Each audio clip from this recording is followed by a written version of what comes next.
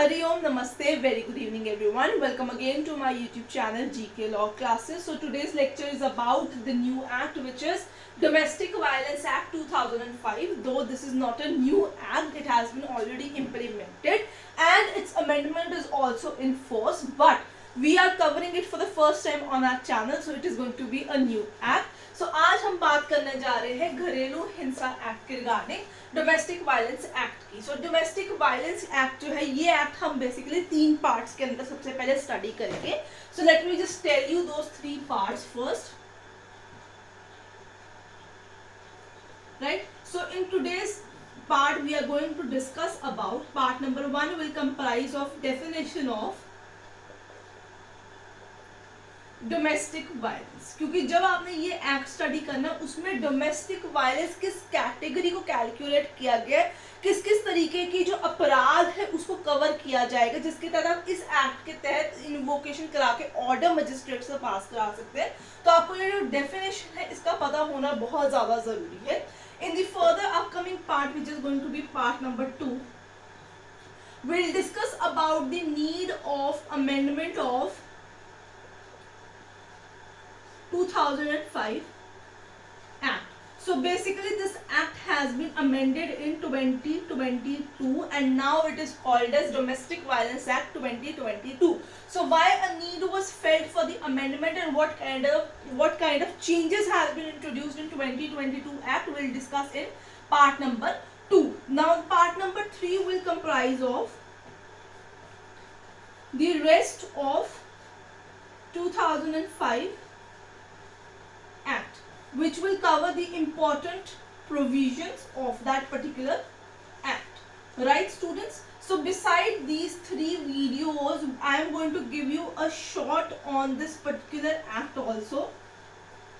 Right? The short will comprise the important case laws in regard to domestic violence in India. So all these important cases, you will see their name in the short, which will be upcoming on our channel GK Law Classes. So students, for all those who haven't subscribed our channel yet, it is a humble request to subscribe our channel today, which is GK Law Classes. If you like today's video or any other short, then please don't forget to hit like and share button. So let's proceed with the part 1 in today's lecture. That is the definition of domestic violence. What is a domestic violence in the eyes of law? Under which circumstance a victim could initiate a case of domestic violence against her oppressor, rather, in front of magistrate, right? So if you have any kind of doubt, you can mention it in the comment section. I'll be happy to help you out. Otherwise, don't forget to hit like, share button, and if you haven't subscribed our channel, subscribe it today. So let's start with what is a domestic violence. What is a domestic violence? So this would be your question for the day. Right, students? So in totality, this particular act has 37 sections, right, and it extends to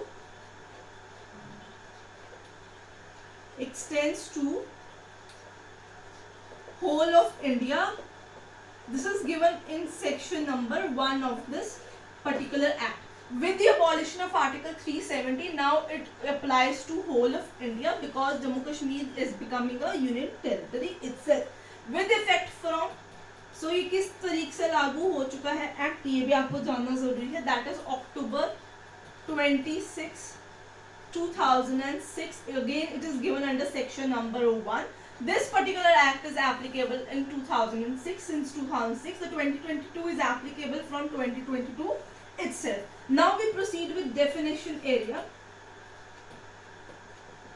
Definitions are covered under section number 2. So here we are going to discuss few important definitions before we switch to the definition of domestic violence. Right, students? So domestic violence will be covered in section number 3. So we'll discuss section 2 and 3 in the today's video. सो अगर आपको अभी तक कोई भी doubt है आप पूछ सकते हैं. आई होप ऐसे कोई डाउट यहाँ पे होगा नहीं. तो बहुत ही बट ऑब्वियस सा आपके लिए था सारा कुछ. तो सबसे पहले समझते हैं कि कौन सी यहाँ पे पार्टीज रहेंगी, क्या क्या डेफिनेशन है जिसपे आपका ज्यादा फोकस रहेगा। तो 2 नंबर जो आपका सेक्शन है वहां पे कवर होगा। यहाँ पर सबसे पहले बात की जाएगी अग्रीव्ड पर्सन। अग्रीव्ड पर्सन यानी वो पर्सन जो घरेलू हिंसा का शिकार हुआ है, एंड इन ऑल प्रोबेबिलिटी वो एक विमेन होती है यहाँ पे अकॉर्डिंग टू दी एक्ट। अब उन्होंने यहाँ पे थोड़ी चीजों को डिफरेंशिएट करने की कोशिश भी की है, बट क्योंकि डोमेस्टिक वायलेंस एक्ट विमेन्स को बचाने के लिए इंट्रोड्यूस किया गया था कि आए दिन बहुत सारे केसेस सरकार को ऐसे मिले थे जिसमें औरतें जो थी अपने पति के हाथों या परिवार के, उनके परिवार के, पति के परिवार किसी सदस्य के हाथों आए दिन घरेलू हिंसा का शिकार होती है। तो मोस्ट ऑफ द टाइम हम अग्रीव्ड पर्सन में विमेन ही को ही एज एन विक्टिम कैलकुलेट करते हैं, राइट। नेक्स्ट आपको यहाँ पे देखना होगा दैट इज चाइल्ड,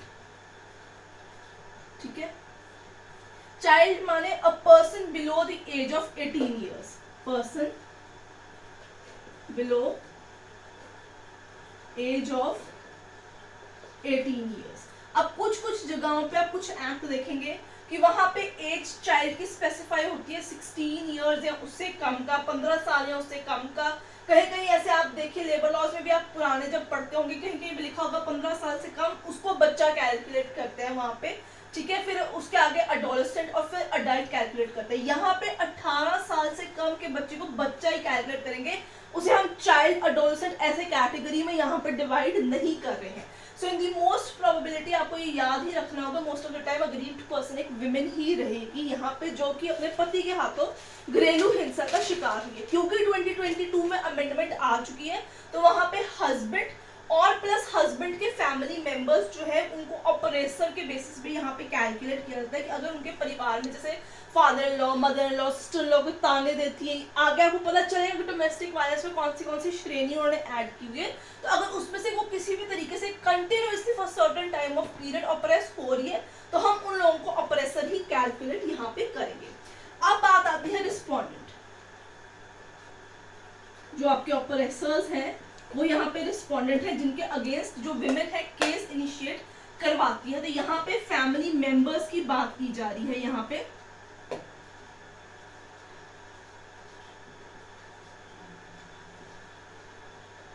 राइट। इसके अलावा यहाँ पे सबसे इंपॉर्टेंट डेफिनेशन की हमने जो बात करनी है वो है डोमेस्टिक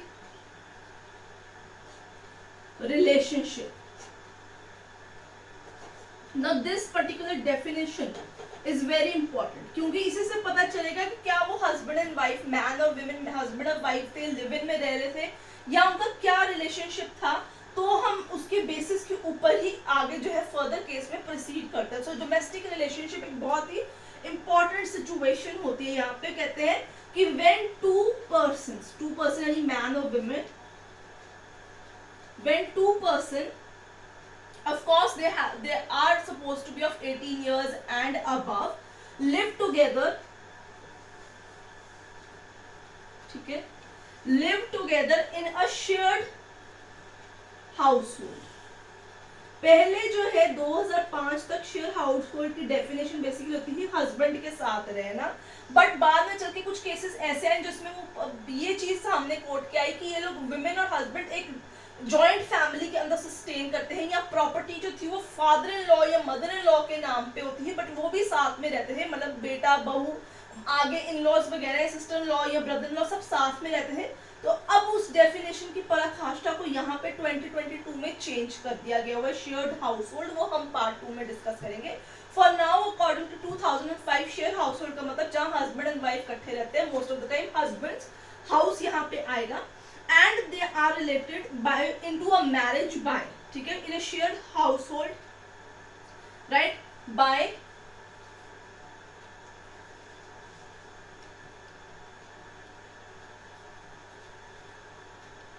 यहाँ पे कंसेंगुइटी नहीं, सैंगुइटी सिर्फ अलोन आएगा यहाँ पे, ठीक है। They live together in a marriage, सैंगुइटी, a live-in relationship। तो यहाँ पे उन्होंने ये live-in को भी ऐड कर दिया हुआ है कि अगर वो लोग इकट्ठे एक साथ live-in में रह रहे कुछ certain time of period के लिए, and people assume them that they are a couple together, then also the aggrieved person can file a case of domestic violence against the oppressor or the respondent. Right students, अब बात करेंगे domestic violence की. ठीक है, अब domestic violence पे चलते हैं, फटाफट से पहुंचते हैं कि यहाँ पे डोमेस्टिक वायलेंस का है क्या. तो सेक्शन नंबर है आपका 3. इसके 2 एक्सप्लेनेशंस भी फर्दर दिए गए हुए हैं, तो वो है एक्सप्लेनेशन 1 एंड 2. तो मैं जितना ज्यादा सिंप्लीफाई कर सकती हूँ उससे ज्यादा सिंप्लीफाई करके दिखाऊंगी. सो वो यहाँ पे कहना के जाते हैं, यहाँ पे स्टार्ट होता है एक्ट ऑफ रिस्पोंडेंट से. सो जो सेक्शन है it begins with the word act of respondent, यानी जो ऑपोजिट पार्टी हो गए, हस्बैंड या हस्बैंड के फैमिली मेंबर्स. हस्बैंड के फैमिली मेंबर्स 2022 में डेफिनेशन को इनलार्ज किया गया था. सो पहले हस्बैंड ही सिर्फ वहां पे आता था, तो बाकी सारे बच जाते थे. So now the particular section begins with the word act of respondent harms,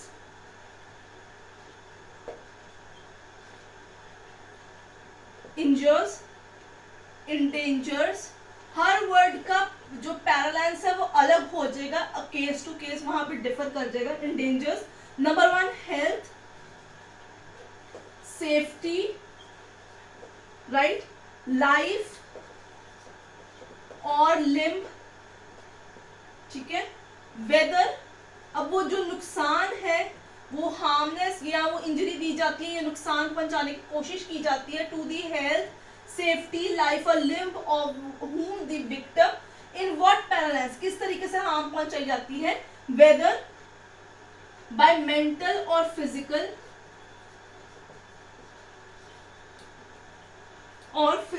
abuse, including mental और फिजिकल अब्यूज को एक इंक्लूसिव डेफिनेशन बनाया गया यहाँ पे कौन सी अब्यूज आ जाएगी आपके पास, physical abuse, sexual abuse, right, verbal abuse में ताने देना हो गया. कभी कभी she could not bear a child, तो ये कहना कि वो बांझ है यहाँ पे, या वो कम डारी लेके आई अपने फैमिली से, ऐसी चीजें. इमोशनल अब्यूज, कि उसे घर में बांध के रखना, पैसे नहीं देना, उसकी जरूरत की चीजें नहीं उसको दिलाना. या economic abuse,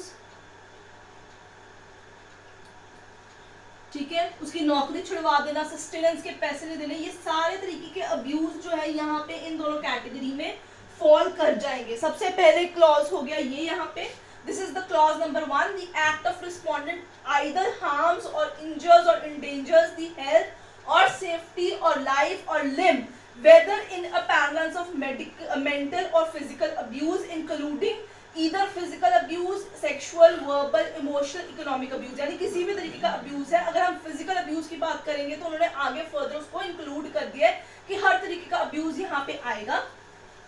Right, now we proceed towards the clause number 2.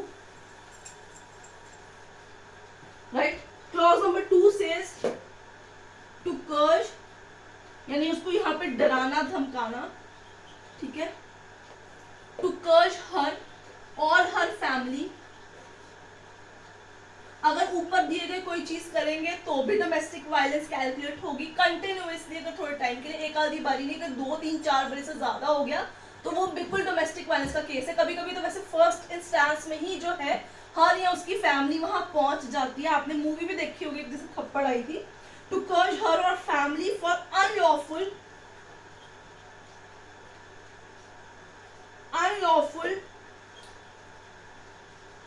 demand of dowry, ठीक है, प्रॉपर्टी और वैल्यूएबल गुड्स. कि तू गाड़ी क्यों नहीं लेके आई, तू मोटरसाइकिल लेके आई है, तू इतने, अब मेरी छोटी बहू तो 25 लाख लेके आई है, तू 15 लाख क्यों लेके आई है, उसने इतने किलो का जेवर डाले हैं तो तूने इतने किलो डाले. तो अगर उसको बार बार डराते धमकाते कि हमें और ज्यादा जो है डावरी दो, प्रॉपर्टी में हिस्सा दो, वैल्यूएबल गुड्स दो, तो ये भी डोमेस्टिक वायलेंस ही कैलकुलेट करेंगे. थर्ड नंबर क्लॉज आएगा threatening for doing any of the above. Threatening for doing any of above, ऊपर दिए गए या तो डावरी वगैरह मांगेंगे या ऊपर उससे ऊपर के क्लॉज में से कुछ भी डराएंगे कि हम तेरे साथ ये नुकसान करेंगे, तुझे मारेंगे, पीटेंगे, जलाने की कोशिश करना उसको, चाहे वो उन्हें जला नहीं दे पर उन्हें डराना, वहां पे धमकाना, पकड़ पकड़ के देख हम तेरे को साड़ देंगे, कुछ भी कर देंगे. तो ये सारी चीजें जो है डोमेस्टिक वायलेंस की श्रेणी में आ जाएंगे। अब बचते हैं दो इसके एक्सप्लेनेशन, तो फटाफट से उनको समझते हैं और आज की वीडियो को वाइंड अप करते हैं। अगर आपको कोई भी डाउट है तो आप कमेंट सेक्शन में मेंशन कर सकते हैं, ठीक है। आई होप आपको आज की वीडियो पसंद आ रही होगी। सो मैं इसको बहुत ही सिंप्लीफाई किया डेफिनेशन को। सो यहाँ पे फर्स्ट क्लॉज जो आती है, यहाँ पे फर्स्ट एक्सप्लेनेशन है वो है टू क्लॉज नंबर ए, ठीक है। तो उसमें उन्होंने बताया कि फिजिकल अब्यूज में क्या इंक्लूड किया जाएगा। फिजिकल अब्यूज माने क्या, कौन सी श्रेणी में हम फिजिकल अब्यूज मानेंगे, जैसे असॉल्ट, राइट, फिर क्रिमिनल फोर्स, क्रिमिनल इंटिमिडेशन। अगर आप इनकी भी इन डेप्थ एक्सप्लेनेशन वर्ड्स की चाहते हैं तो आप मुझसे कमेंट सेक्शन में मांग सकते हैं, मैं आपको डेफिनेटली वाया और शॉर्ट एक्सप्लेन जरूर करूंगी। वर्बल और इमोशनल अब्यूज, वर्बल और इमोशनल अब्यूज, ये सारी इंक्लूसिव डेफिनेशंस रहेंगी। क्या इसके अंदर आएगा, जैसे कि उसको चाइल्डलेस कहना, बांझ कहना, ठीक है, ऐसे ताने देना बार बार उसे, ठीक है। रिडिक्यूल बाय ऑफेंसिव नेम, अजीब अजीब नाम उसके डाल देना, छेड़ डाल देना जिसे हम कहते हैं पंजाबी में यहाँ पे, ठीक है। उल्टे सीधे नामों से उसको बुलाना, इंसल्ट करना, कंटिन्यूसली उसे इंसल्ट करना कि खाना भी नहीं अच्छा बनाती, तू तो ये है, तू बेकार है, ऐसे गंदे गंदे वर्ड से उसको एस्टैब्लिश करना। And for